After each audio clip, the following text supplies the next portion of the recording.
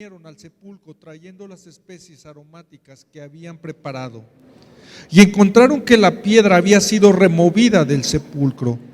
Y cuando entraron, no hallaron el cuerpo del Señor Jesús.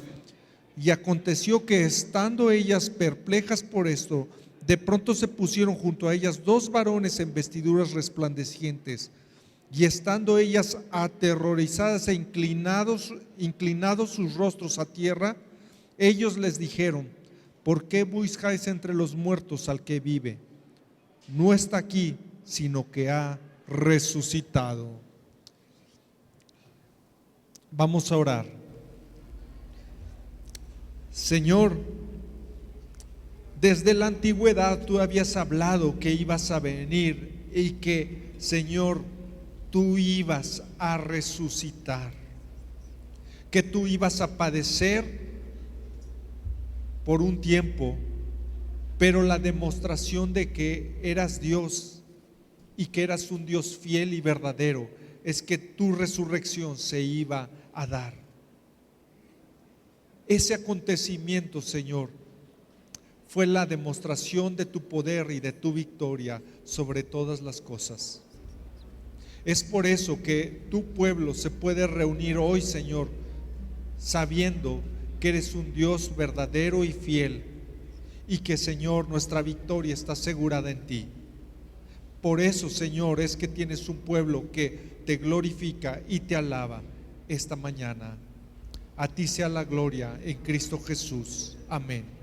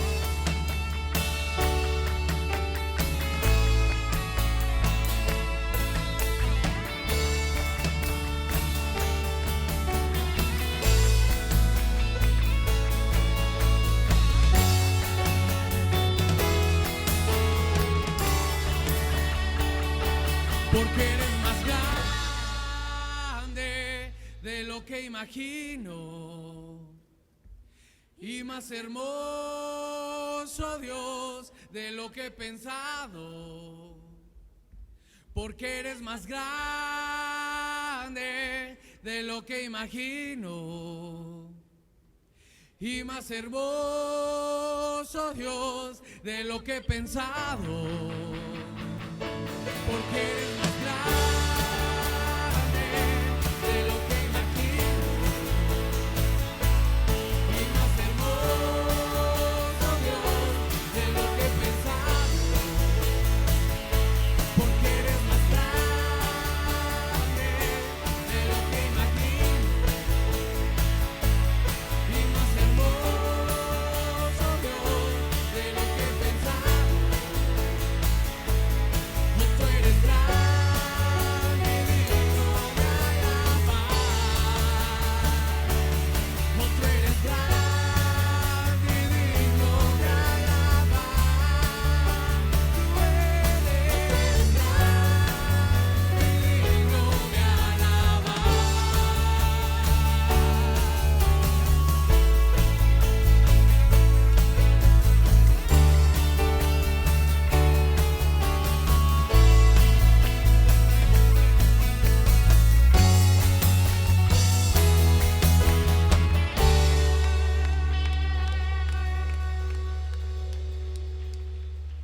Exaltado eres, Señor.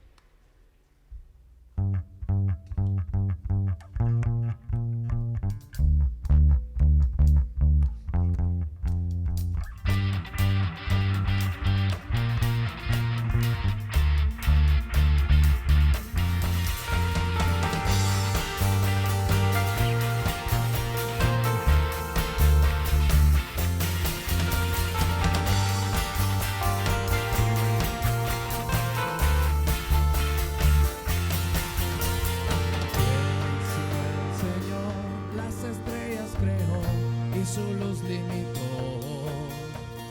¿Quién sino el Señor? Sol y luna formó, movimiento les dio. ¿Y quién sino el Señor hace la lluvia venir, truenos rugir? Tus obras grandes son, Dios poderoso, tú gobiernas la creación, con tu palabra, Señor, te exaltaremos. Dios poderoso, que te canta la canción, tienes todo tu Señor, te exaltaremos, por siempre y siempre.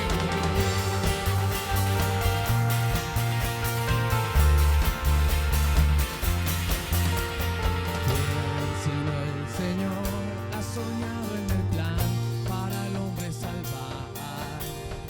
¿Y quién sino el Señor limpiará al pecador con su sangre y amor?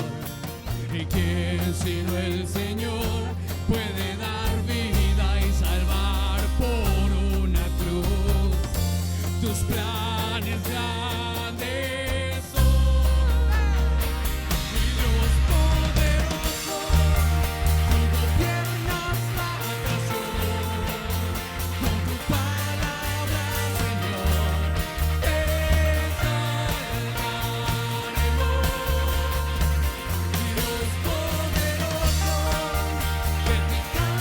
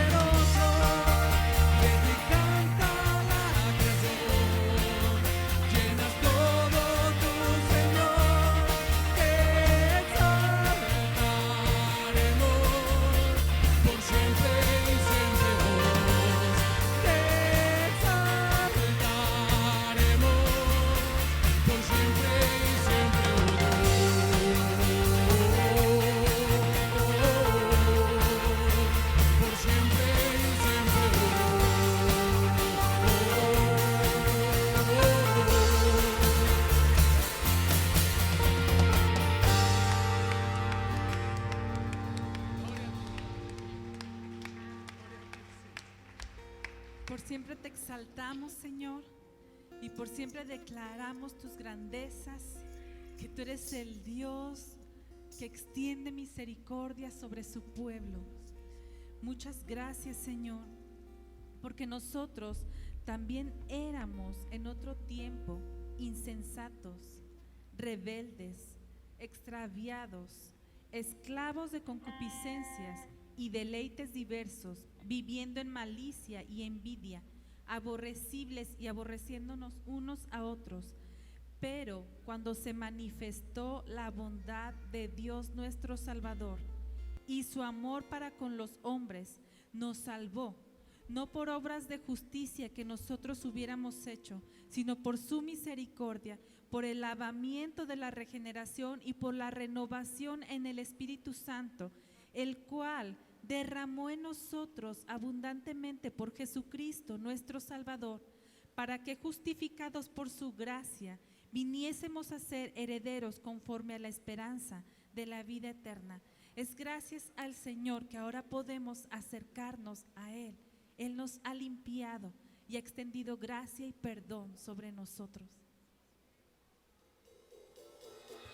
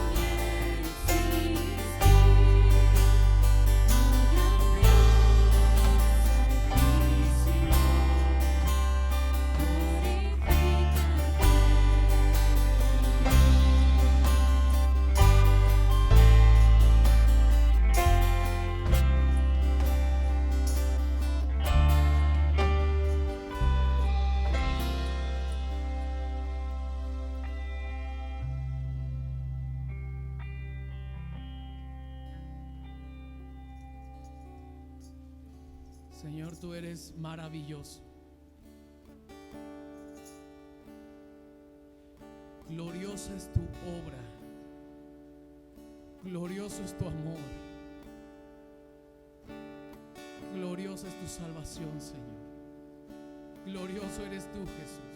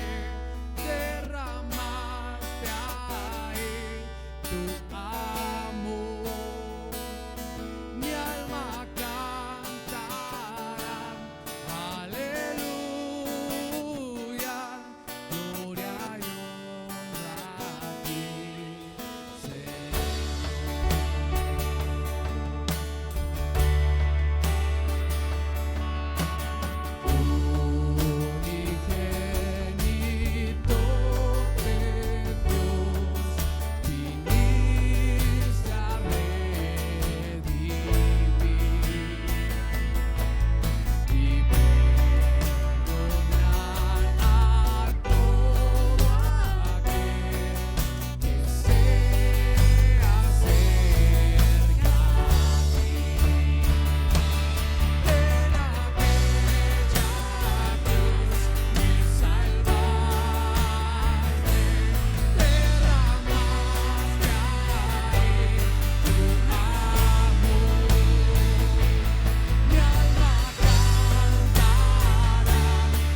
libre en verdad. Él pagó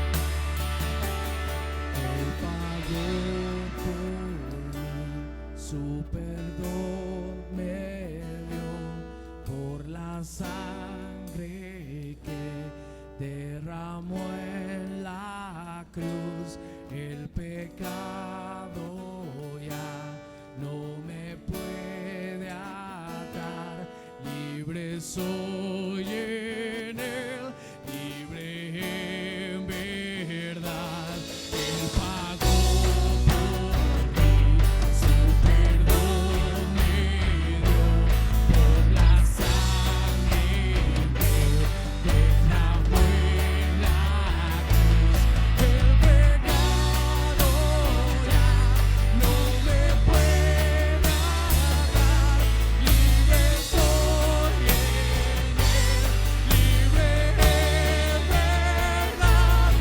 En aquella cruz me salvaste, derramaste ahí tu amor.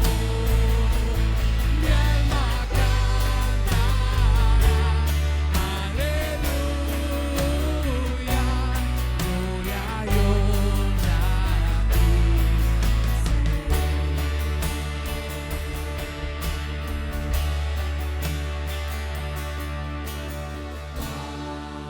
la muerte él venció, la tumba abierta está.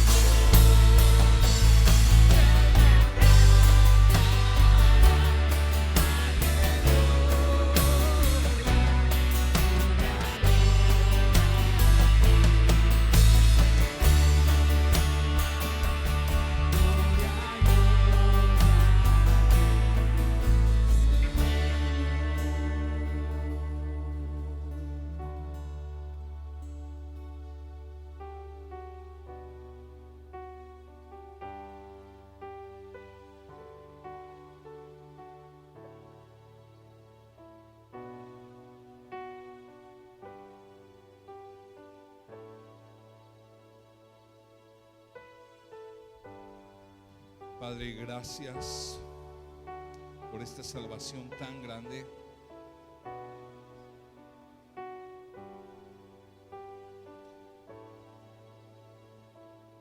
Gracias por pagar el precio, Señor, de nuestra redención, por librarnos de la condenación.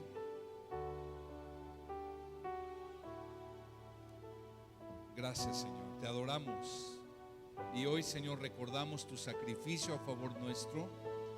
Y hoy, Señor, participamos de tu mesa. Dice el texto en Lucas 22, hermanos, y vamos a prepararnos para participar de la cena del Señor.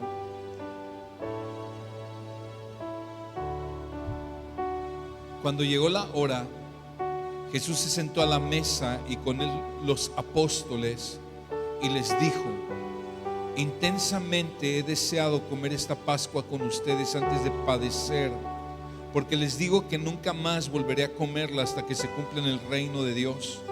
Y tomando una copa, después de haber dado gracias, dijo: tomen esto y repártanlo entre ustedes, porque les digo que de ahora en adelante no beberé del fruto de la vid hasta que venga en el reino de Dios. Y tomando el pan, después de haber dado gracias, lo partió y les dio diciendo: esto es mi cuerpo que por ustedes es dado, hagan esto en memoria de mí.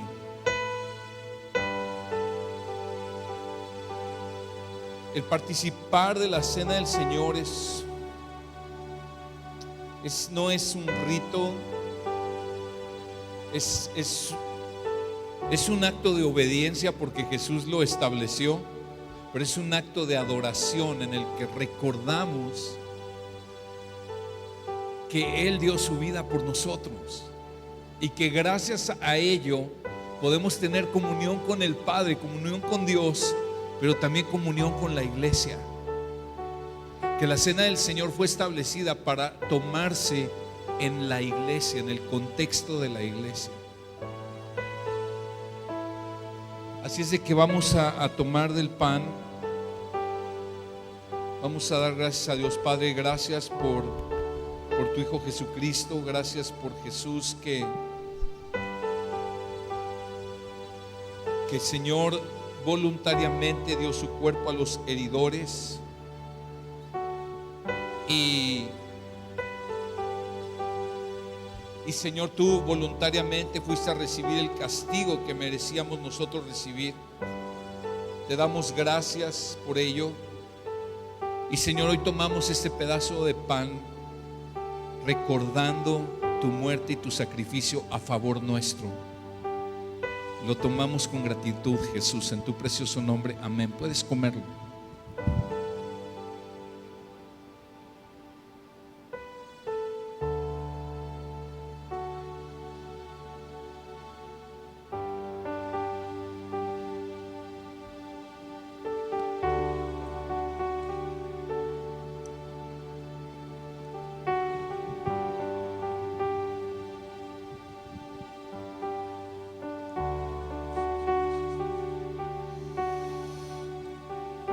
De la misma manera, dice el texto, tomó la copa después de haber cenado, diciendo: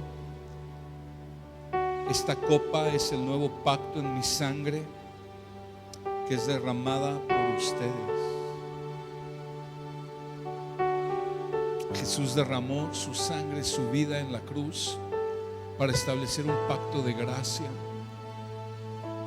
para limpiarnos de pecado y toda maldad. Amado Jesús, gracias por tu fidelidad al Padre. Gracias por tu misericordia al morir por nosotros. Tú no merecías esa muerte, pero tomaste nuestro lugar. Y hoy te damos gracias, Jesús. Hoy queremos beber este jugo de uva recordando tu sangre derramada en nuestro favor. En tu nombre tomamos, Señor. ¿Puedes beberlo?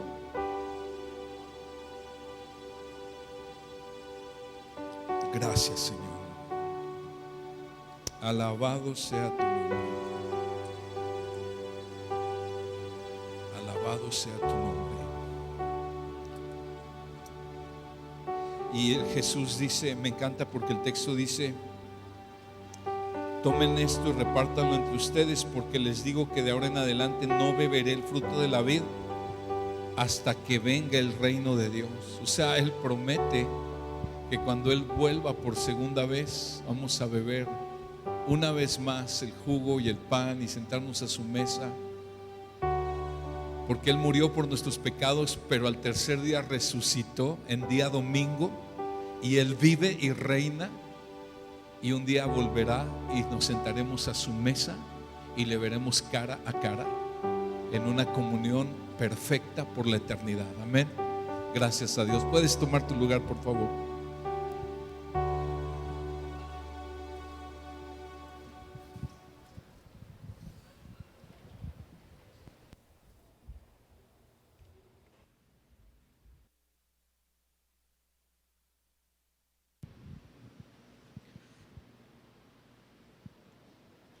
Gracias a Dios, hermanos, que estamos nuevamente en nuestras instalaciones. Estamos contentos por esa bendición de parte del Señor, ¿no es así? Gracias a Dios, sean todos bienvenidos. Y bueno, solamente para recordarles algunas cosas de la semana. Y bueno, el día de hoy tenemos ofrendas y diezmos en la parte de atrás, están las urnas.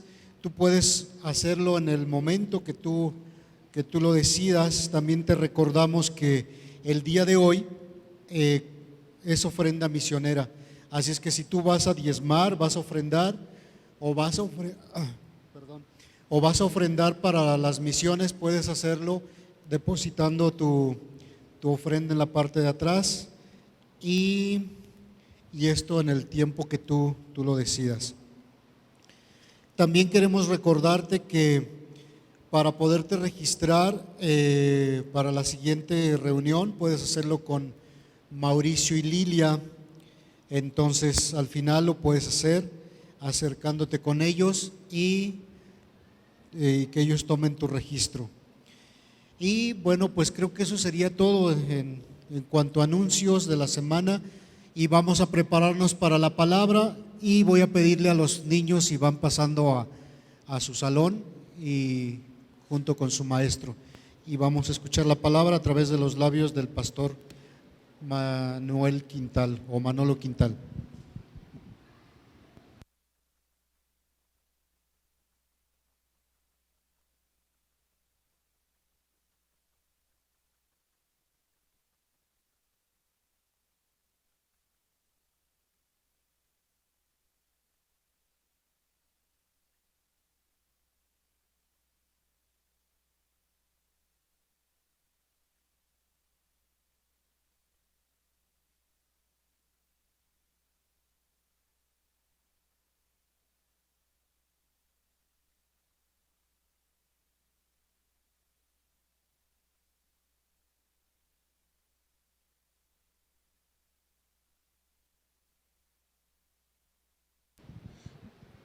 Buenas tardes. Qué bueno verles.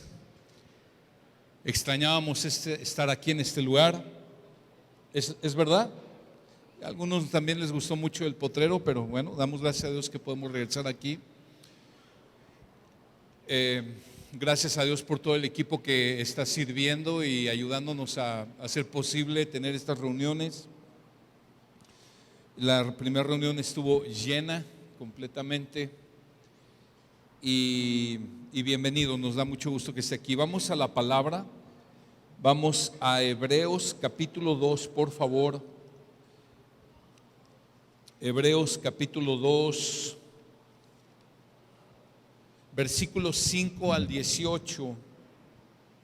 Hemos estado estudiando en esta carta que el escritor a los Hebreos ha venido demostrando por las Escrituras, demostrando por el Antiguo Testamento que Jesús es superior a los ángeles, por cuanto Jesús es Dios, el Hijo de Dios, por cuanto Jesús es Rey de Reyes, por cuanto Jesús es soberano, el Dios creador, la segunda persona de la Trinidad, y vimos que después de haber estado demostrando todo ello acerca de la persona de Jesucristo, enfocándose sobre todo en su divinidad, en su deidad, el escritor a los Hebreos de pronto dice: por tanto, presten mucho mayor atención a lo que Dios les ha hablado a través de Jesús, para que no se desvíen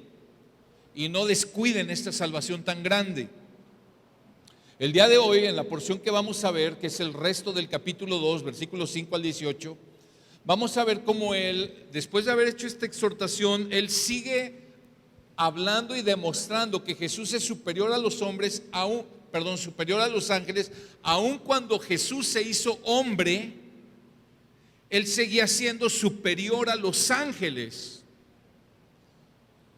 Y lo que va a demostrar es que en esta porción que vamos a ver hoy, nos enseña que Jesús en su encarnación, Jesús al haberse hecho hombre, él obtuvo 5 beneficios para aquellos que el Padre señaló. Es decir, 5 beneficios para la iglesia o para los cristianos.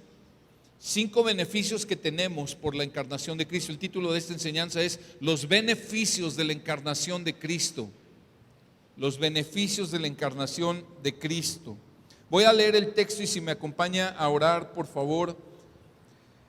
Dice Hebreos 2:5: porque no sujetó a los ángeles el mundo venidero, acerca del cual estamos hablando, pero uno ha testificado en un lugar de las Escrituras diciendo: ¿qué es el hombre para que tú te acuerdes de él? ¿O el hijo del hombre para que te intereses en él? Lo has hecho un poco inferior a los ángeles, lo has coronado de gloria y honor y lo has puesto sobre las obras de tus manos. Todo lo has sujetado bajo sus pies. Porque al sujetarlo todo a él, no dejó nada que no le sea sujeto. Pero ahora no vemos aún todas las cosas sujetas a él, pero vemos a aquel que fue hecho un poco inferior a los ángeles, es decir, a Jesús, coronado de gloria y honor a causa del padecimiento de la muerte, para que por la gracia de Dios probara la muerte por todos. Porque convenía que aquel para quien son todas las cosas y por quien son todas las cosas, llevando muchos hijos a la gloria, hiciera perfecto por medio de los padecimientos al autor de la salvación de ellos. Porque tanto el que santifica como los que son santificados son todos de un Padre, por lo cual él no se avergüenza de llamarlos hermanos, cuando dice: anunciaré tu nombre a mis hermanos, en medio de la congregación te cantaré himnos. Otra vez yo en él confiaré, y otra vez aquí estoy yo y los hijos que me has dado. Así que, por cuanto los hijos participan de carne y sangre, también Jesús participó de lo mismo, para anular mediante la muerte el poder de aquel que tenía el poder de la muerte, es decir, al diablo, y librar a los que por el temor a la muerte estaban sujetos a esclavitud durante toda la vida, porque ciertamente no ayuda a los ángeles, sino que ayuda a la descendencia de Abraham. Por tanto, tenía que ser hecho semejante a sus hermanos en todo, a fin de que llegara a ser un sumo sacerdote misericordioso y fiel en las cosas que a Dios atañen, para hacer propiciación por los pecados del pueblo, pues por cuanto él mismo fue tentado en el sufrimiento, es poderoso para socorrer a los que son tentados. Vamos a orar. Amado Señor, gracias por tu palabra. Gracias por el tiempo de adoración que hemos tenido y recordar tu obra y tu sacrificio a nuestro favor. Pero Señor, necesitamos tu palabra y necesitamos de tu sabiduría y de entendimiento. Ilumina nuestro entendimiento, por favor. Alumbra nuestro corazón con tu palabra. Y Señor, yo te ruego, ayúdame a predicar este mensaje. Necesito tu gracia, tu fortaleza y tu claridad. Ayúdame. Señor, confiamos que tú eres el que hace la obra en esta hora a través de tu palabra. En el nombre de Jesús. Amén.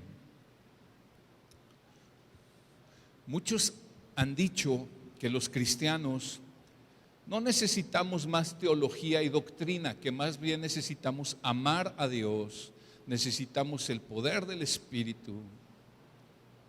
Sin embargo, para poder amar a Dios y para poder honrar al Espíritu Santo, necesitamos la teología. Teología es el conocimiento de Dios. La palabra teología viene de teos, que quiere decir teos, que es Dios, logos, que es conocimiento, el conocimiento de Dios. Hay diferentes tipos de teología: teología bíblica, teología histórica, teología sistemática, etcétera. Pero nosotros necesitamos una teología que tenga su fundamento y que emane de la palabra de Dios. Este pasaje que estamos hoy estudiando está lleno de teología, lleno de doctrina. Está lleno de algo que en teología se le conoce como cristología. ¿Qué crees que quiere decir cristología? El conocimiento de Cristo. Cristo el ungido, logos, conocimiento, el conocimiento del Mesías, de Jesús. Y dentro de la cristología, del estudio de quién es Cristo, hay algo que se llama la doctrina de la encarnación. ¿Y qué quiere decir la encarnación? Que Dios, la segunda persona de la Trinidad, tomó forma humana, se encarnó. Tomó forma de carne y huesos y sangre, como tú y como yo. Eso es la encarnación. El hecho de que Dios vino y se humanó, tomó forma humana. Entonces el escritor a los Hebreos, mira cómo está comenzando esta carta. Él comienza respondiendo a las preguntas: ¿quién es Jesús? ¿Cuál es la naturaleza de Jesús? Estas son verdades fundamentales. Escucha, hermano, esto que Hebreos está enseñando son las verdades centrales de la fe cristiana. ¿Quién es Jesús? Porque mucha gente tiene ideas acerca de Jesús y religiones tienen sus propias ideas acerca de quién es Jesús. Y es posible que tú tengas tus propias ideas acerca de quién es Jesús, pero si esas ideas no encajan, no están de acuerdo, en armonía con la enseñanza bíblica, entonces están conociendo un Jesús que no es el de la Biblia. Por eso necesitamos teología y doctrina. Y yo doy gracias a Dios por esta preciosa carta a los Hebreos, que está cargada de teología y de doctrina. Entonces, hermanos, lo que hoy vamos a ver y que este pasaje nos enseña es que aquellos beneficios que Jesús obtuvo para nosotros, para los que hemos creído en Cristo, cuando Él se encarnó, cuando Él tomó forma humana. Escúchame, son 5 beneficios en el texto que si Cristo no se hubiera encarnado, no los hubiéramos podido recibir. ¿Está conmigo? Los voy a mencionar rápidamente, aunque los vamos a ir viendo uno por uno. Los beneficios que yo veo en el texto son estos: que Jesús en su encarnación vino a restaurar la autoridad que nos fue dada. El segundo, Jesús nos libra de condenación eterna. El tercero, en Jesús es que llegamos a ser hijos de Dios. La cuarta, Jesús nos libra de las tinieblas. Y el quinto beneficio es: Jesús nos ayuda en el sufrimiento y la tentación. Y cada uno de estos beneficios los vamos a ver, pero quiero que tengas en mente, cada uno de estos beneficios no habrían sido posibles si Él no se hubiera encarnado. Y también quiero que tengas algo en mente: el escritor a los Hebreos está enseñando todo esto. ¿Para qué? Para que le prestemos mucho mayor atención a Jesús, para que no nos desviemos de la fe. Amén. Ok, el primero de ellos: Jesús restaura la autoridad que nos fue dada. Dice el versículo 5, Hebreos 2:5 va a ser nuestro texto. Yo te sugiero, quédate ahí toda la prédica. Voy a estar citando otros textos, pero yo te los voy a ir leyendo para que no te pierdas.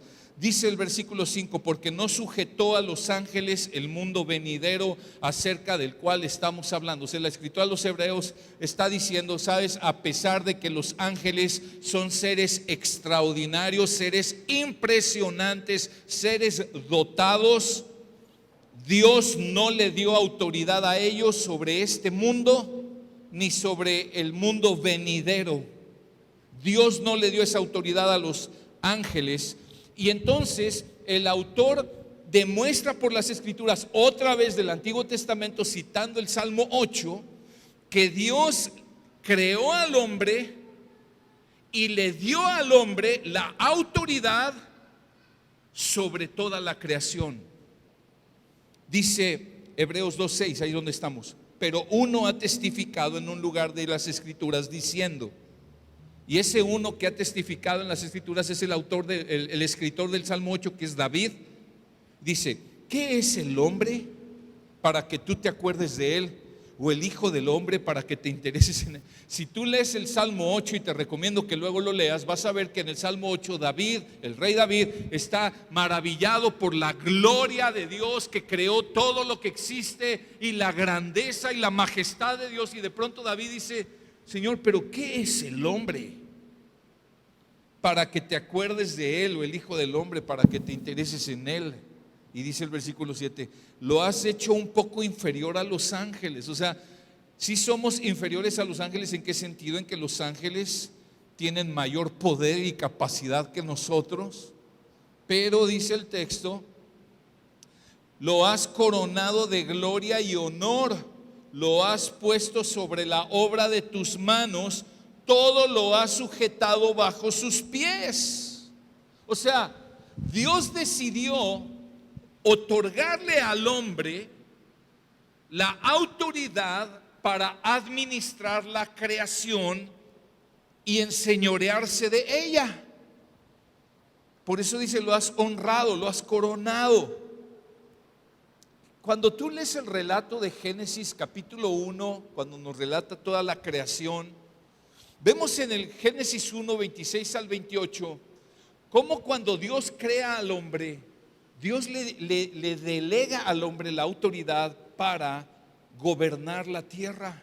Entonces, nada más te leo Génesis 1, 28. Dios los bendijo y les dijo: sean fecundos y multiplíquense, le está hablando a Adán y a Eva, llenen la tierra y sométanla, ejerzan dominio sobre los peces del mar, sobre las aves del cielo, sobre todo ser viviente que se mueve sobre la tierra. O sea, Dios le dio la autoridad al hombre para que cuidara de la creación y la gobernara: los animales del mar, los animales en el aire y los animales en la tierra. Dios les dio esa autoridad. Si tú lees Génesis 2, vas a ver cómo Adán le puso nombre a todos los animales, porque él tenía la autoridad. Sin embargo, dice nuestro texto en Hebreos 2:8, dice: porque al sujetarlo todo a él no dejó nada que no le sea sujeto. Pero ahora, fíjate esa última frase del versículo 8: pero ahora no vemos aún todas las cosas sujetas a él. O sea, el escritor de los Hebreos está diciendo: miren, en la creación Dios le delegó al hombre la autoridad para sojuzgar todo y poner todo bajo sus pies, todo el dominio sobre todo lo puso al hombre. Dice: pero ahora no vemos que el hombre esté siendo un fiel administrador de la tierra. Vemos la tierra, vemos la creación, y hay un caos. Vemos que el hombre no puede dominar fielmente la creación. Es más, vemos que el hombre no se puede dominar a sí mismo. Vemos todo el desenfreno y el descontrol que el hombre tiene. ¿Y por qué? Porque cuando tú lees Génesis 1 y 2, tú entiendes: ok, Adán y Eva estaban siendo fieles, estaban sojuzgando bien la creación, estaban administrando bien, estaban siendo fieles con todo. Pero llegas al capítulo 3, cuando Adán y Eva pecan, y cuando el hombre y la mujer pecaron, ahí se invirtió todo. Perdieron la autoridad, y en vez de administrar fielmente la creación, se volvieron unos tiranos sobre la creación. Y esa es la historia de la raza humana. Si no, mira el planeta, mira la creación. Es el efecto del pecado, la consecuencia del pecado. Cuando el hombre pecó, perdió su autoridad. De hecho, perdió el control sobre sí mismo, porque la Biblia nos enseña que a raíz de ello, del pecado, el hombre se volvió esclavo del pecado, del mundo y del diablo. De hecho, el hombre en cierta manera se volvió esclavo de la creación, porque cuando una persona agarra algo de la creación y le forma una estatua y la adora y la postra y vive para ella, se está invirtiendo el papel, está adorando y siendo un esclavo de la creación. Cuando su llamado era estar sujeto a Dios, adorando a Dios y administrando la creación. Pero el pecado del hombre provocó que el hombre perdió la autoridad y se invirtió todo. Pero hay una palabra de esperanza en el versículo 8, en esa misma última frase. Dice, pero ahora no vemos, mira cómo lo dice, aún todas las cosas sujetas a Él. Aún. Nos habla de que aunque no lo vemos ahora, viene un tiempo en que lo veremos. En que veremos que esa palabra, esa autoridad que Adán y Eva perdieron por el pecado y por consecuencia toda la descendencia de Adán y Eva, que somos todos nosotros y toda la humanidad, esa autoridad va a ser restaurada.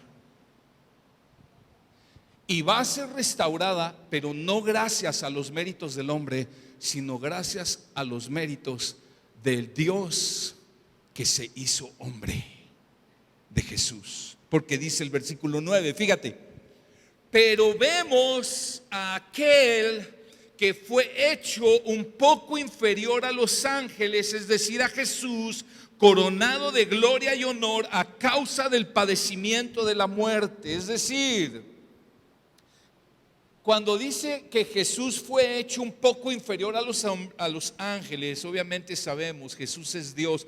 O sea, el escritor a los Hebreos ha estado demostrando desde todo el capítulo 1 y ha estado demostrando que Jesús es mejor que los ángeles y que todo lo que existe en la creación.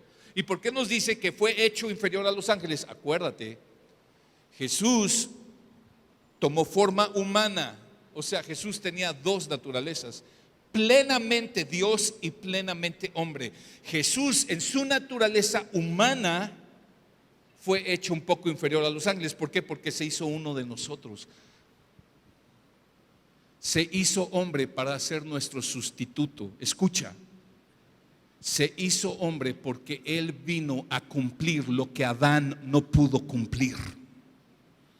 Adán falló, Adán desobedeció y pecó. Pero Jesús, cuando vino y se hizo hombre hace 2000 años, todos los años que Él vivió, 33 años, Él vivió una vida de perfecta obediencia al Padre. Y dice que fue coronado de gloria y honor a causa del padecimiento de la muerte. Es decir, Jesús cumplió lo que Adán no pudo cumplir, porque Jesús fue obediente hasta la muerte. Dice Filipenses 2, fue obediente hasta la muerte. Y Jesús, como nuestro representante supremo, cumplió toda esa obediencia en nuestro lugar por nosotros. Escucha, nuestro primer representante falló. ¿Quién fue? Adán.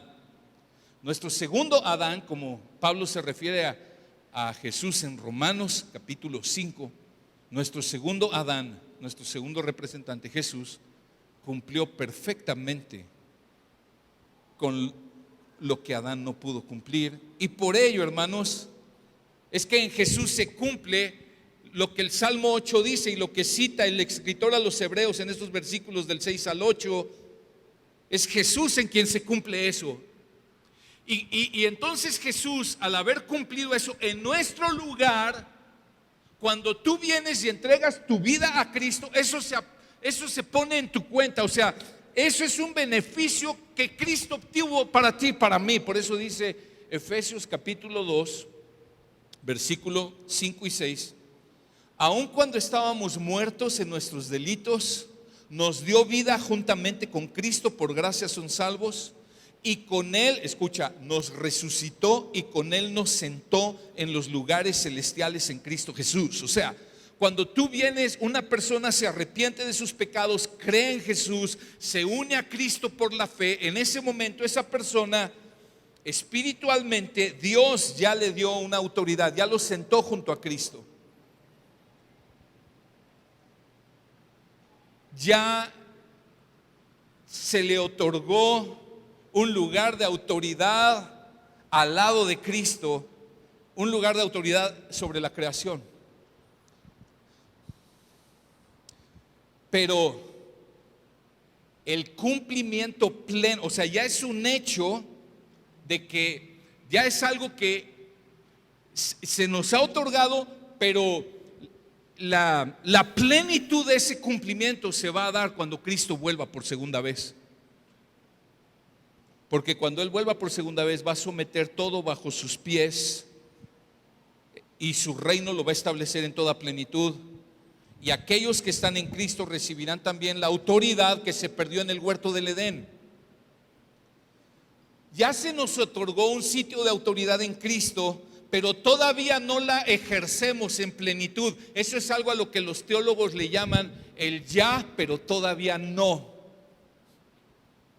O sea, ya tenemos ese beneficio, ya es nuestro, de los que estamos en Cristo, no de toda la raza humana.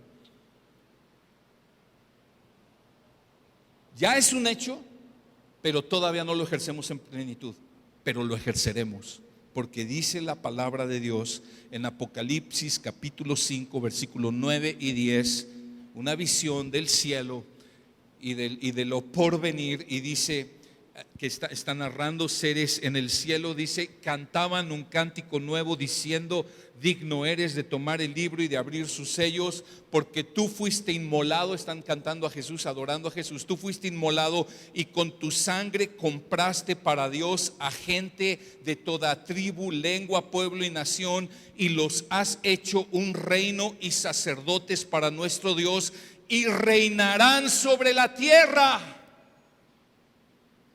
O sea, gracias a que Cristo se hizo hombre y murió fiel, obedeció fielmente hasta la muerte y murió en la cruz, gracias a ello, cuando Él vuelva y establezca su reino en plenitud, todos aquellos que estamos en Cristo reinaremos en la nueva creación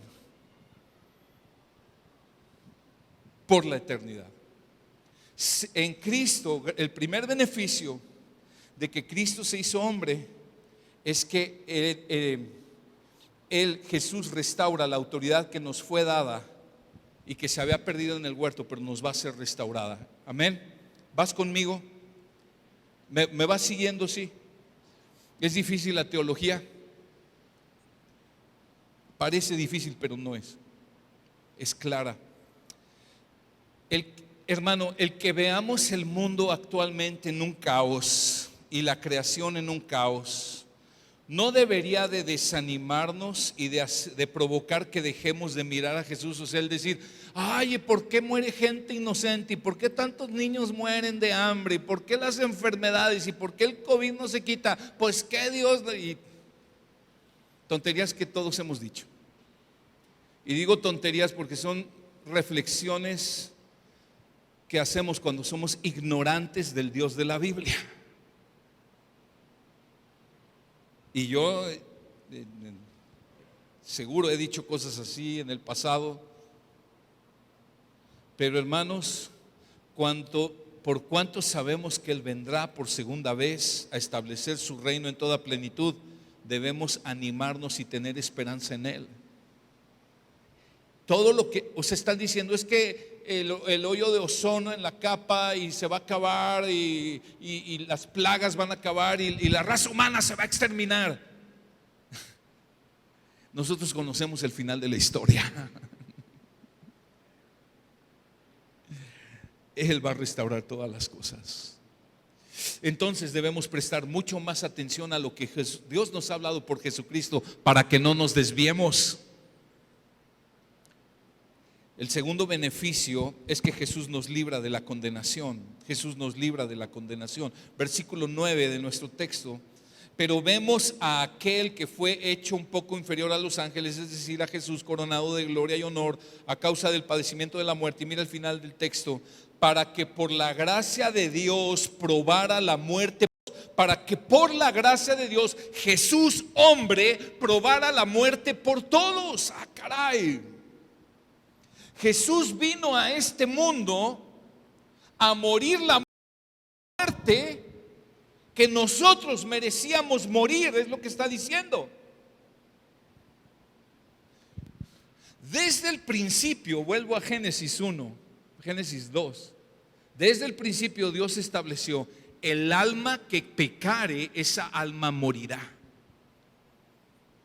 Génesis 2:17 le dice a Adán y a Eva: pueden comer de todos los árboles, le dijo a Adán, pero del árbol del conocimiento del bien y del mal no comerás, porque el día que de él comas ciertamente morirás. ¿Y por qué iba a morir? No porque el árbol fuera venenoso, iba a morir porque si él comía de ese árbol, cuando Dios le había ordenado: puedes comer de todo menos de ese árbol, y él se rebelaba al decreto de Dios, entonces estaba pecando en contra de Dios, estaba rebelando en contra de Dios, y lo que le iba a provocar la muerte era el pecado, porque Dios estableció: la paga del pecado es muerte. Hermanos, el pecado provoca muerte, y lo ratificó después en la ley, en los profetas y en el Nuevo Testamento. Llegas a Romanos 6:23 y dice: la paga del pecado es muerte. El pecado es rebeldía contra un Dios santo, perfecto, por tanto debe ser castigado con la muerte. Hermano, esto es un problema serio. La Biblia enseña que aquellas personas que mueren en sus pecados, que nunca se arrepintieron, nunca entregaron su vida a Cristo, la Biblia enseña que esas personas van una eternidad al infierno a ser atormentados por su pecado, a pagar por su pecado. ¿Por qué? ¿Por qué un castigo infinito, de tormento infinito? Porque cualquier pecado, así sea una mentirilla piadosa, es un pecado en contra de un Dios infinitamente santo y perfecto. Y ese pecado es infinito, porque es un pecado contra un Dios infinito, y tiene que ser castigado con un tormento infinito. Pero el problema se agrava porque la Biblia enseña que no hay manera de que el hombre se salve a sí mismo. Dice el Salmo 49, versículos 7 y 8: nadie puede en manera alguna redimir a su hermano, ni dar a Dios rescate por él, porque la redención de su alma es muy costosa y debe abandonar el intento para siempre. O sea, no hay manera que el hombre pueda salvarse a sí mismo, ni que yo pueda salvar a mis hijos y a mi esposa. No. ¿Por qué? Porque yo soy pecador también. Y todo ser humano, a partir de Adán y Eva, hemos nacido inclinados al pecado. El hombre necesita ser salvado. La única manera, escucha hermano, buenas obras, hacer mandas, lo que quieras, no salva a nadie de esto. Lee la Biblia, cualquier Biblia que tengas en tu casa, léela seriamente. Te vas a encontrar con lo que estamos enseñando hoy, es verdad. La única manera en que el hombre puede ser salvado, era necesario que un hombre inocente muriera en el lugar del pecador, de los pecadores.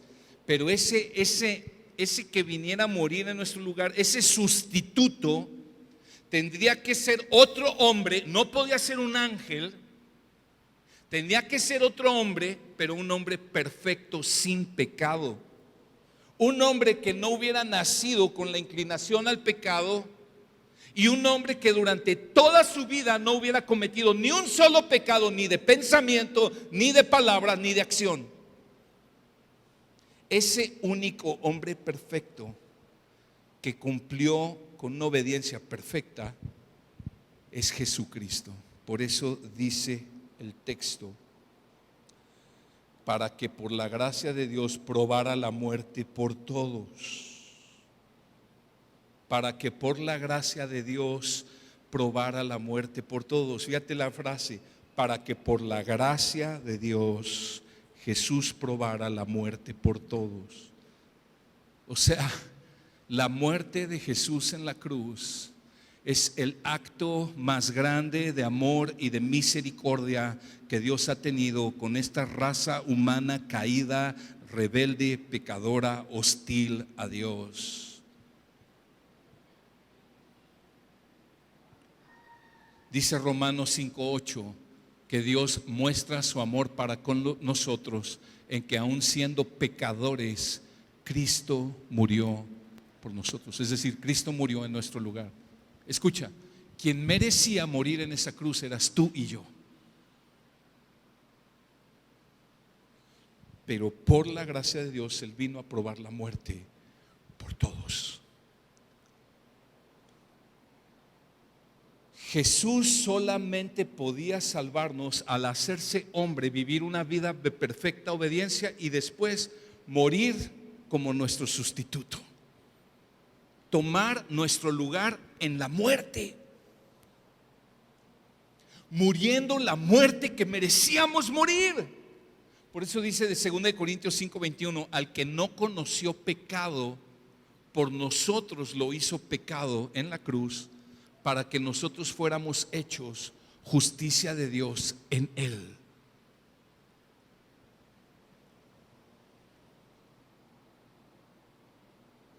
Dios determinó en su sabiduría infinita que esa era la única manera de salvarnos y llevarnos a la gloria con Él por medio de los sufrimientos de Cristo. Porque dice el versículo 10, síguese en Hebreos 2, ¿verdad? Versículo 10, porque convenía que aquel para quien son todas las cosas y por quien son todas las cosas, llevando, o sea, Jesús, llevando muchos hijos a la gloria, hiciera perfecto por medio de los padecimientos al autor de la salvación de ellos. O sea, dice el principio del versículo 10, convenía a aquel, o sea, Dios había trazado que el plan para salvar a los hombres, la manera conveniente de salvar a los hombres es que Jesús, la segunda persona de la Trinidad, el Hijo, se hiciera hombre y a través de muchos padecimientos viniera y muriera en nuestro lugar y fuéramos salvos en vez de ser condenados por la eternidad. Dice que dice la mitad del versículo 10, hiciera perfecto por medio de los padecimientos al autor de la salvación de ellos. No quiere decir que en Jesús había error o en que Jesús había imperfección. Lo que está diciendo es que a través de los padecimientos, a través de los sufrimientos de Cristo, el Padre capacitó a Jesús en su humanidad para ser nuestro Salvador. Es decir, Dios todo lo conoce y Dios conoce el sufrimiento, pero Dios nunca había experimentado el sufrimiento en carne propia. Pero cuando Jesús vino y se hizo hombre, Él experimentó en carne propia los látigos lacerando sus espaldas, los clavos atravesando sus manos y sus pies. A eso se refiere cuando dice que lo perfeccionó a través de padecimientos para que fuera el autor de la salvación. Así que en vez de recibir la condenación del pecado, que es la muerte eterna en el infierno, en Cristo se nos otorga a aquellos que hemos creído en Él, se nos otorga salvación y vida eterna. Es vida por la eternidad, abundante, llena de gozo y paz por la eternidad. No condenación, salvación. No muerte, sino vida. Gloria en vez de infierno. Y todo ello gracias a que Jesús murió nuestra muerte. Amén. Yo te hago preguntas. ¿Has sentido temor? ¿Has sentido el temor y la angustia que tus fracasos, tus pecados y tu rebeldía contra Dios ocasionan en tu corazón? ¿Has experimentado ese sentimiento de vacío, de aflicción por tus errores, tus pecados y tu rebeldía en contra de Dios? Es natural que sientas eso porque el pecado siempre trae muerte, produce muerte. El pecado produce desesperación, desesperanza.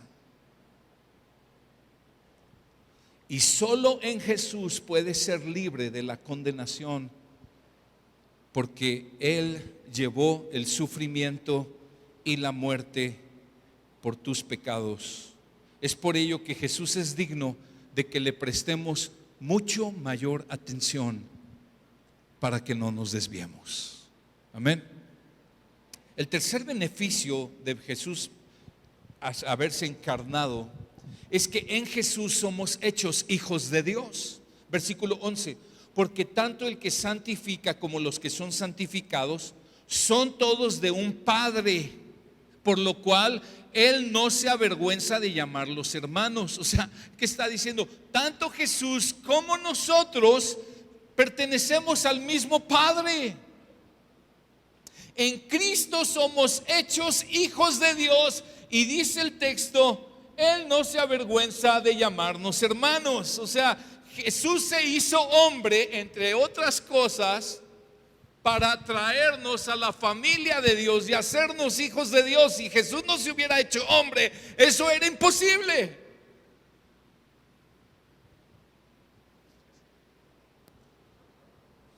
Dice el versículo 12, está citando el Salmo 22. Dice, cuando dice, anunciaré tu nombre a mis hermanos, en medio de la congregación te cantaré himnos. Este escritor a los hebreos dice, ese texto del Salmo 22 está hablando de Jesús. Jesús presidiendo a sus hermanos para adorar al Padre. Si tú lees el relato de la última cena que Jesús tuvo con sus discípulos, que lo leí en la Santa Cena hace rato, tú vas a leer que al final de la cena dice, cantaron un himno. ¿Y quién estaba presidiendo la cena? Jesús. ¿Y a quién habrán cantado el himno? Al Padre. Qué hermoso es Jesús, siendo Dios, el creador de todo, viene y toma forma de sus criaturas para traernos a la familia de Dios, para reconciliarnos con el Padre. Y dice el versículo 13, otra vez yo en Él confiaré, y otra vez aquí estoy, y yo y los hijos que Dios me ha dado. Y está citando al profeta Isaías en Isaías 8:18. Isaías estaba escribiendo, si tú lees ese capítulo de Isaías, te das cuenta que Isaías estaba profetizando del juicio que Dios iba a traer a la nación. Pero Isaías dice, pero aquí estoy yo y los hijos que Dios me ha dado. O sea, Isaías dice, mis hijos y yo seremos salvos del juicio de Dios. Pero en realidad Isaías no se daba cuenta, algo que Hebreos nos aclara. Isaías estaba hablando también de Cristo, que al haberse hecho hombre vino para traernos a la familia de Dios y librarnos del juicio que vendrá sobre la raza humana. Pero me encanta el versículo 13, como dice al final, aquí estoy yo y los hijos que Dios me ha dado. Si tú estás en Cristo, la Biblia enseña que tu vida le fue dada por el Padre, le fue dada a Jesús. Tu vida es un regalo de Dios Padre para Jesús. Mira, te voy a leer Juan capítulo 6, versículo 37 al 39. Mira lo que Jesús está diciendo en el Evangelio de Juan, versículo 37, capítulo 6, versículo 37 al 39. Dice esto: todo lo que el Padre me da vendrá a mí, y el que a mí viene, de ningún modo lo echaré fuera.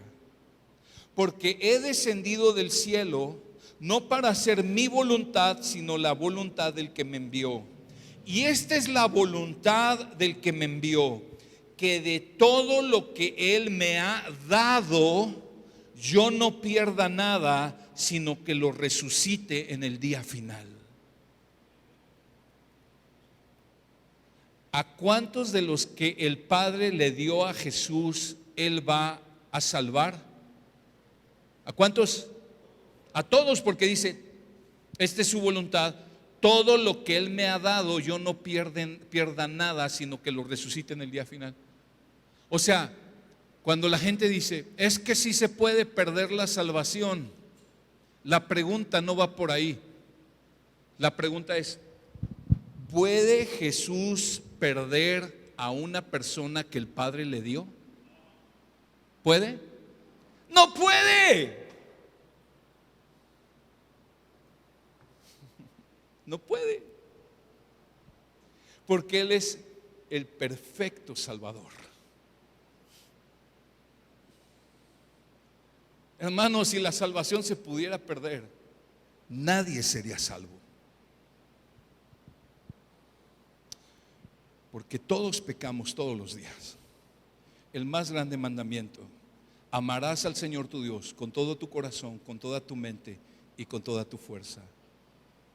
No hay nadie que hoy en día cumplamos ese mandamiento de acuerdo a como Dios exige que sea cumplido.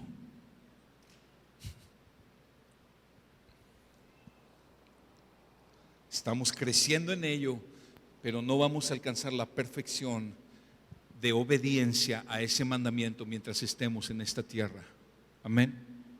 Debemos crecer, debemos buscar la santidad, buscarlo, pero mientras haya pecado en nuestros miembros y esta inclinación, no vamos a lograr obedecer a la perfección como Jesús sí lo hizo.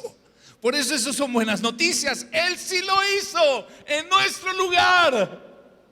Y si el Padre dio mi vida a Jesús, Él me entregó a Jesús. O sea, si tú viniste a Cristo, no digas que yo llegué a Cristo. Bueno, en cierta manera llegaste, pero aquí dice, la neta, llegaste porque Él te trajo. Dice, todo el que Padre me da, vendrá a mí. Tú no hubieras podido venir a Jesús si el Padre no te da con Jesús. Es glorioso esto. Tu vida es un regalo del Padre para Jesús. Somos hechos hijos de Dios cuando creemos en Jesús.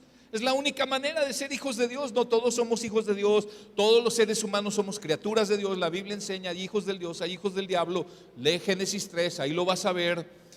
Y por toda la Biblia. Pero dice Juan 1:12: pero a todos los que creen en su nombre, está hablando de Jesús, los que lo recibieron, les dio el derecho de llegar a ser hijos de Dios. Es decir, a los que creen en su nombre. ¿A quienes les da el derecho de llegar a ser hijos de Dios? Los que creen en Jesús.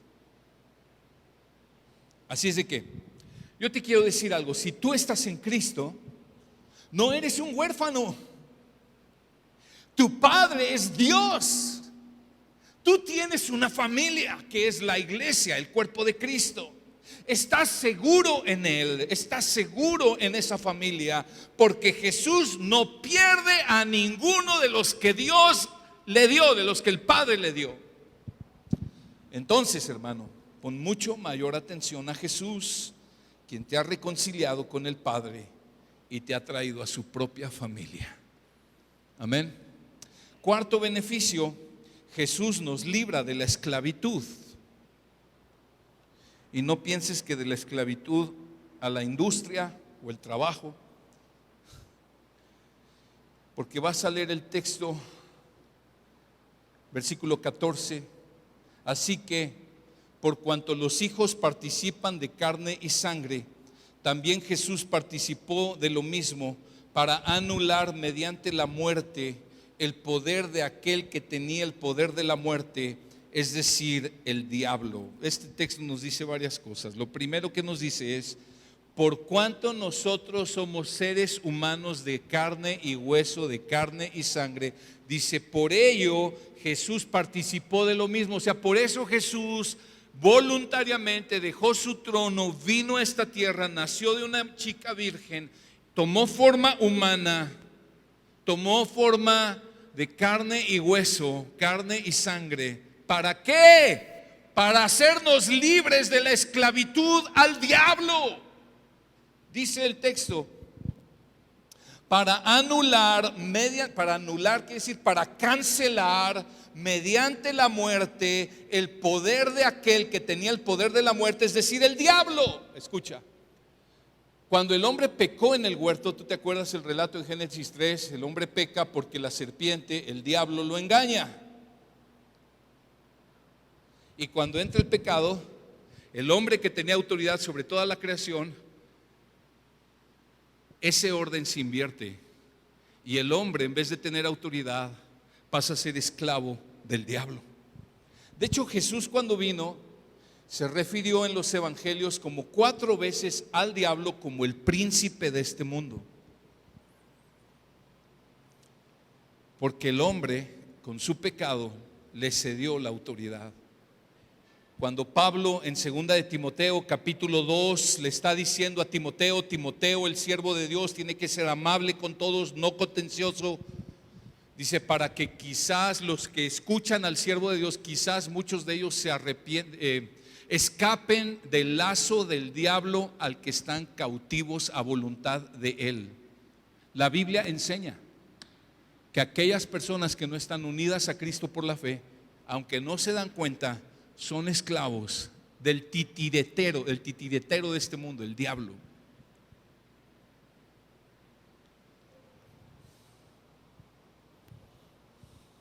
Pero dice que Jesús vino a anular mediante la muerte el poder de aquel que tenía el poder de la muerte, es decir, el diablo. Es decir, ¿cómo Jesús venció al diablo? O sea, este texto nos dice: Jesús es nuestro campeón. Él se hizo hombre y vino a vencer al diablo por todos nosotros. Fue nuestro sustituto. ¿Te acuerdas el pasaje 1 Samuel, creo que 16 o 17? David contra Goliat. Están los filisteos retando a los israelitas. Sacan a su campeón, a Goliat, un tipo de 3 metros, un gigante. Y el ejército de Dios, los israelitas escondidos, paniqueados. ¿Y qué querían? Un sustituto, un representante de ellos. Y sale David. Y David vence a Goliat. Ese sustituto de los israelitas obtuvo la victoria sobre Goliat y los filisteos. Fue el representante, es un tipo de Cristo en esa historia. Pero el protagonista de esa historia no es David. El protagonista de esa historia es Dios, que venció a Goliat. Porque si tú lees bien la historia y no con el rollo de predicadores motivacionales de que tú eres David, eres un campeón, tumba gigantes, hey. Si tú lees bien la historia, este rollo era una lucha entre los dioses de los filisteos y el Dios de Israel. Y el Dios de Israel venció. Así es de que no te creas el rollo de que eres un campeón, que eres una campeona, una princesa súper empoderada de Dios. No es cierto. Aquí el único campeón de esta historia en toda la Biblia se llama Jesucristo. Él venció al diablo por la muerte para anular el poder del que tenía la muerte. Amén. Es interesante porque Jesús vence al diablo en lo que el diablo pensaba que era su victoria sobre Cristo. El Cristo clavado en la cruz, el infierno probablemente de manteles largos y de fiesta, y no se estaban dando cuenta que ahí estaba decretándose la sentencia de muerte sobre el diablo. Y hermano, aunque el diablo sigue activo en el mundo y aún puede ocasionar muchos problemas a los hijos de Dios, pero él no tiene la última palabra en tu vida. Ahora la tiene Cristo. ¿Por qué? Porque ahora estás en Cristo. ¿Recuerdas la historia de Job? Vino Satanás a pedir permiso de tocar la vida de Job. ¿Estás de acuerdo? Pidió permiso. Dios le dio permiso. O sea, el diablo no puede hacer nada en tu vida si Dios no le da permiso. ¿Por qué? Porque el que tiene la última palabra en la vida de los hijos de Dios no es el diablo, es Dios. Ahora, Dios le permite porque Dios tiene sus propósitos en el trato que Él tiene contigo y conmigo. ¿Estás conmigo? Ahora, que todavía podemos ser oprimidos por el diablo, todavía viene y nos molesta, ya lo expliqué, sí. Pero Él no tiene la última palabra. Otra vez volvemos a la teología. Ya fue vencido el diablo, ya hay sentencia de muerte sobre su cabeza, ya, pero Él sigue activo. Él todavía me ocasiona problemas, todavía me oprime, todavía me quiere engañar, todavía me tienta, todavía me acusa. Sí, es que es el ya, pero todavía no. O sea, ya no tiene la autoridad sobre ti, ahora la tiene Cristo. Ahora Cristo tiene la última palabra en tu vida. Ahora el diablo no puede hacer lo que quiera con tu vida. Ya no eres su esclavo, le perteneces a Cristo. Pero la plenitud de esa libertad va a venir cuando Cristo venga por segunda vez. Y dice Apocalipsis que al final del tiempo el dragón, la serpiente, Satanás será arrojado al lago que arde con fuego y azufre y será destruido para siempre. Amén. el poder del evangelio es tal que Jesús dijo: las puertas del infierno no prevalecerán contra mi iglesia. ¿Por qué? Porque Jesús tomó forma humana y venció al diablo, y Jesús defiende a su iglesia. Su iglesia no se va a extinguir, su iglesia va a crecer hasta que Jesús venga. Eso ha pasado en la historia de 2000 años. Mientras más persecución, mientras más hostilidad para la iglesia se multiplica. Pero además dice el texto que nos libra de la esclavitud del temor a la muerte. Dice versículo 15 y 16: y librar a los que por el poder a la y librar a los que por el temor a la muerte estaban sujetos a esclavitud durante toda la vida, porque ciertamente no ayuda a los ángeles, sino que ayuda a la descendencia de Abraham. El temor a la muerte es uno de los más grandes yugos de la raza humana. Hoy en día muchas personas viven canceladas, anuladas por su temor a morir del COVID-19. Hay gente que está dispuesta a cometer delitos con tal de que lo vacunen.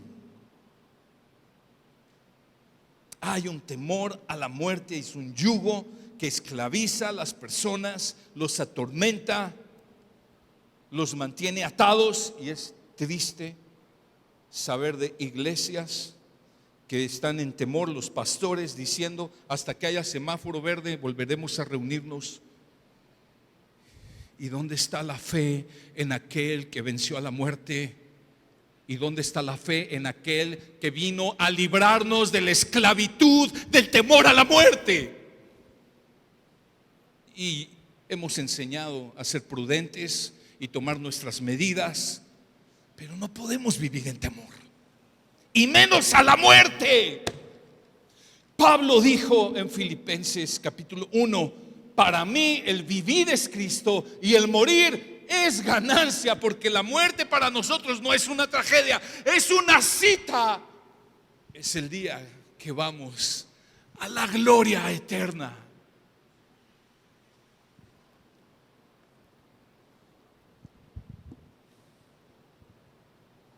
Es natural tener cierto miedo, pero la diferencia es que ese miedo ya no domina mi vida. No tiene por qué dominarla. No tengo por qué tomar decisiones basado en el temor a la muerte.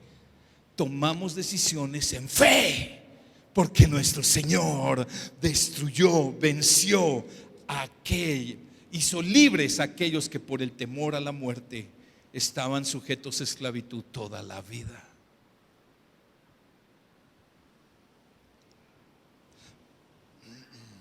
La iglesia del Señor a través de la historia es una iglesia valiente que ha perdido el miedo a morir, porque ha entendido que su vida está escondida con Cristo en Dios. Hermanos, cuando los mensajes de los medios de comunicación y de las noticias y redes sociales y las conversaciones de la gente y la familia comiencen a llenar de incertidumbre tu corazón, comiencen a llenarte de temor, mira con mucho mayor atención lo que Dios ha hablado por medio de su Hijo, para que no te desvíes y no descuides esta salvación tan grande. Es lo que viene hablando el escritor a los Hebreos del versículo 1 del capítulo 2. Esto va de la mano.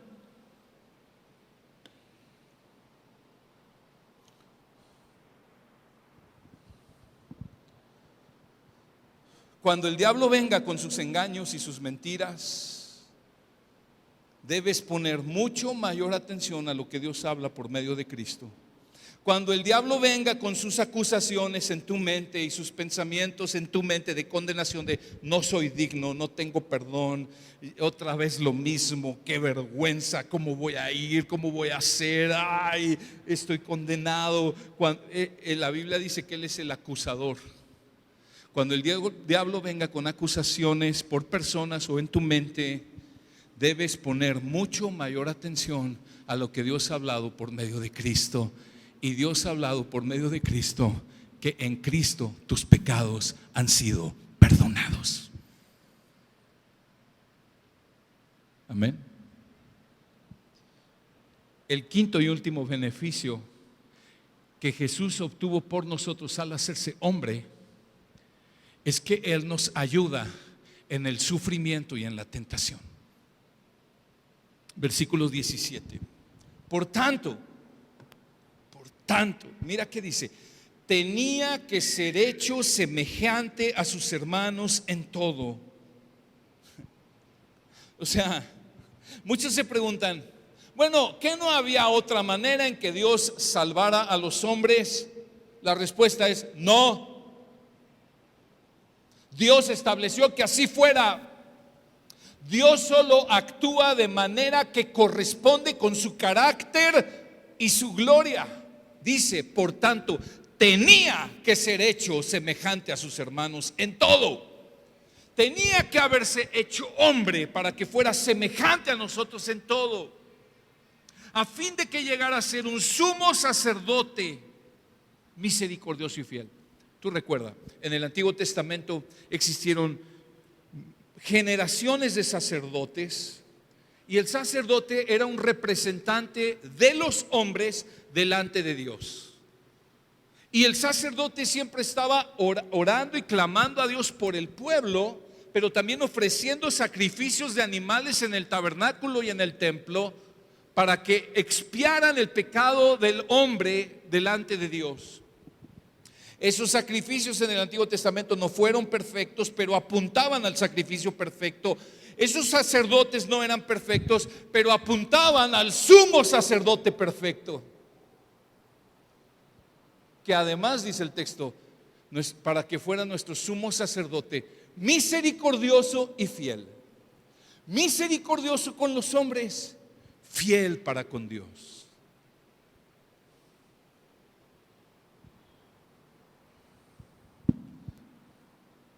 Fiel para con el Padre. Este versículo dice que Jesús se hizo hombre para ser nuestro representante delante de Dios, nuestro sumo sacerdote, misericordioso y fiel. Pero también nos dice lo que hace en su ministerio como sumo sacerdote. Dice la segunda parte del versículo: para hacer propiciación por los pecados del pueblo. Jesús, como sumo sacerdote, no ofreció la vida de un animal, ofreció su vida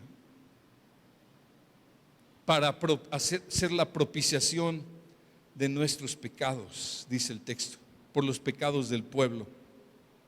Propiciación quiere decir aplacar la ira de Dios. Propiciación quiere decir que Jesús con su muerte pagó el precio de nuestro pecado. ¿Y cuál es la paga del pecado? Muerte. Recibió el castigo que tú y yo merecíamos en la cruz.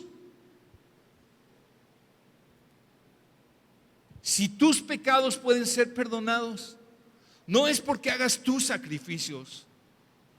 Cada vez que tú piensas, voy a hacer buenas obras, voy a hacer estos sacrificios o mandas para que Dios me perdone, tú estás haciendo esto, estás diciendo: Dios, lo que tu hijo hizo en la cruz no es suficiente. Lo que es suficiente para salvarme es lo que yo hago. Eso es como escupirle a Dios en la cara, porque Dios se hizo hombre para morir en tu lugar y mi lugar, y no merece ese menosprecio. Merece nuestra fe y confianza. Pero además Jesús experimentó el sufrimiento y la tentación para poder socorrernos y ayudarnos en el sufrimiento y la tentación. Versículo 18: pues por cuanto Él mismo fue tentado en el sufrimiento, es poderoso para socorrer a los que son tentados. Jesús, hombre, experimentó el sufrimiento y la tentación en el sufrimiento. O sea, Jesús experimentó sufrimiento emocional, como el ser traicionado, el ser abandonado. Jesús experimentó ansiedad, angustia, depresión. ¿Has leído el relato en el huerto de Getsemaní? Jesús le dijo a sus discípulos: estoy angustiado hasta la muerte, en una ansiedad intensa que tú no has sentido. Nos relatan los evangelios que Jesús, estando en ese estado de ansiedad, dice, y sudaba como grandes gotas de sangre. Médicamente hay un evento que sucede en un estrés extremo que se llama hematoidrosis, que los vasos capilares de la cara en el intenso estrés se rasgan y empieza a salir sangre y se mezcla con el sudor y caen como grandes gotas de sangre. Hay personas que se han vivido ese nivel de estrés, pero Jesús lo vivió ahí. Jesús vivió la ansiedad. Jesús sufrió en su humanidad. Jesús sufrió tristeza cuando murió Lázaro. Sufrió tristeza al ver a Jerusalén perdida, sin querer voltearse a Dios, volver a Dios. Jesús sufrió la burla, el bullying, ¿verdad? La burla al extremo. Le arrancaron las barbas con sus manos, le escupieron la cara, le pegaban puñetazos, se burlaron de él, lo desnudaron completamente en la cruz, y todo delante de su madre y de sus hermanos. Jesús sufrió humillaciones, Jesús sufrió lutos. Físicamente sufrió el cansancio, el hambre, la sed, el dolor, como de una manera inimaginable. Isaías habla de él, varón de dolores, experimentado en quebranto. Y Jesús sufrió la muerte física. Pero dice el texto, pues por cuanto él mismo fue tentado en el sufrimiento, es poderoso para socorrer a los que son tentados. ¿Por qué es poderoso? Porque Jesús nunca cayó en la tentación. Cuando Jesús estuvo en el desierto y viene el diablo a tentarlo, el diablo vino cuando Jesús llevaba 40 días en el desierto sin comer. ¿Tú crees que Jesús tenía hambre? Claro que sí, era hombre. El diablo vino y le tienta: si eres Dios, ordena que esas piedras se conviertan en pan. Sintió la tentación, pero no cedió nunca. No creas que nadie comprende tu sufrimiento. Jesús comprende el sufrimiento que tú estás experimentando en cualquier índole, lo comprende a la perfección. Él es empático contigo. Y cuando eres tentado, Jesús comprende tu tentación, porque Él fue tentado, pero sin pecado. Y dice, es poderoso para socorrer a los que son tentados. Es poderoso por cuanto Jesús venció las tentaciones. Es poderoso para ayudarnos en la tentación. Nadie podrá decir, es que nadie me ayudó, caí en pecado, pero nadie me ayudó. Hey, Jesús estaba ahí. Corintios nos dice que Dios siempre, junto con la tentación, junto con la prueba, viene la salida. Dios no va a poner una prueba tan grande que tú no puedas resistir. Más bien es que no quisimos resistir.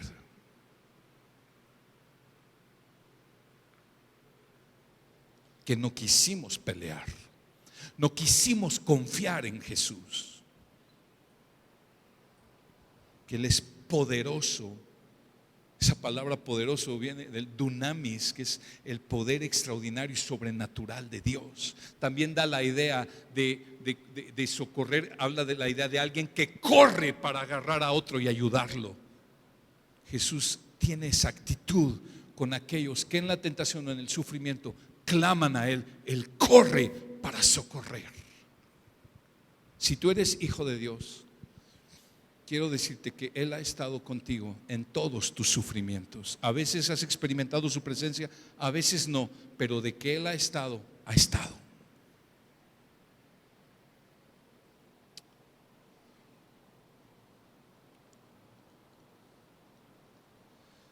Cuando en el sufrimiento somos tentados a pecar, cuando estamos en sufrimiento y tenemos la tentación de cometer pecados para salir del sufrimiento, o sea, si tu sufrimiento es económico y dices, bueno, puedo hacer esta movida, puedo hacer esto por aquí, por allá, una tranza, ¿verdad? cuando seas tentado para terminar el sufrimiento, o cuando seas tentado para tomar venganza contra alguien, o cuando seas tentado para cometer un delito, o cuando seas tentado para dañar tu vida o atentar contra tu propia vida, cuando seas tentado a abandonar la fe, recuerda que Jesús te comprende. Jesús pasó por el sufrimiento y la tentación de manera que Él te comprende, pero además solo Él tiene el poder para socorrerte en la tentación y para consolarte en el sufrimiento. Él es nuestro fiel sacerdote. Si pecamos, Él murió en la cruz para perdonar nuestros pecados. Si somos tentados, Él es poderoso para socorrernos. Si sufrimos, en Él encontramos consuelo y fortaleza.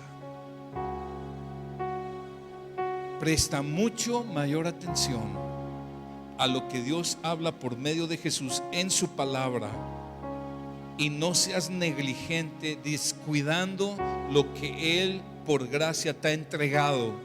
Y Él te ha entregado salvación, te ha metido en la familia de Dios, te ha dado libertad de las tinieblas, te ha dado ayuda oportuna y la promesa de una restauración final.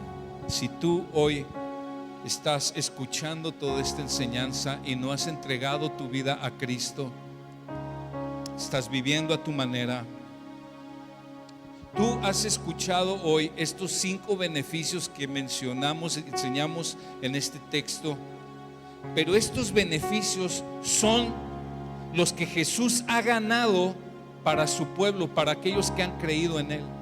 No es para toda la raza humana, es para los que han creído en Él. Sin Cristo no puedes obtener ni el 1% de ninguno de estas bendiciones. No puedes obtener nada de eso.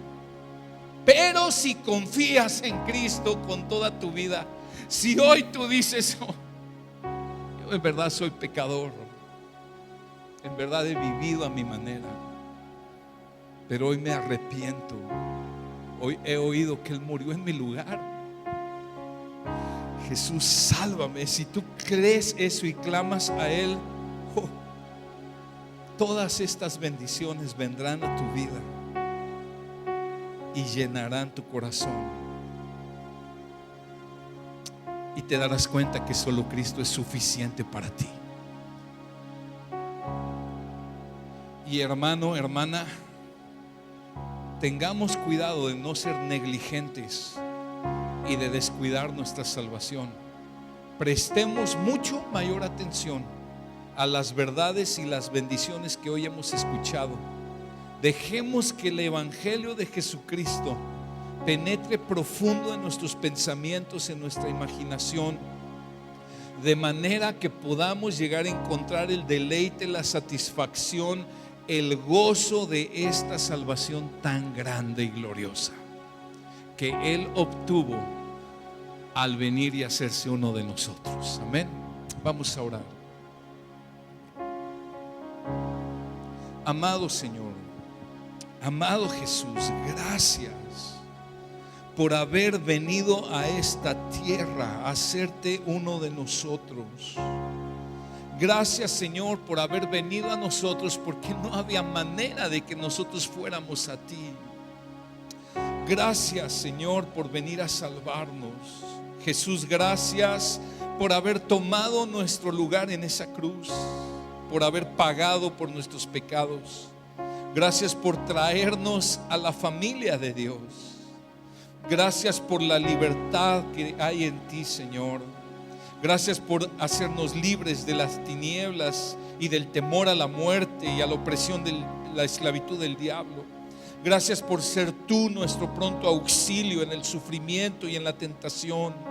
Gracias por tomar nuestro lugar. Señor, en serio, no podemos llegar a entender plenamente cómo es que tú, siendo el perfecto Rey que Hebreos nos narra, ese perfecto Rey vino y tomó forma humana y murió como el peor de los pecadores, para que nosotros pudiéramos ser hechos justicia de Dios y pudiéramos ser perdonados. No lo entendemos a cabalidad, pero lo creemos con todo el corazón y nos aferramos a esa esperanza de tu evangelio.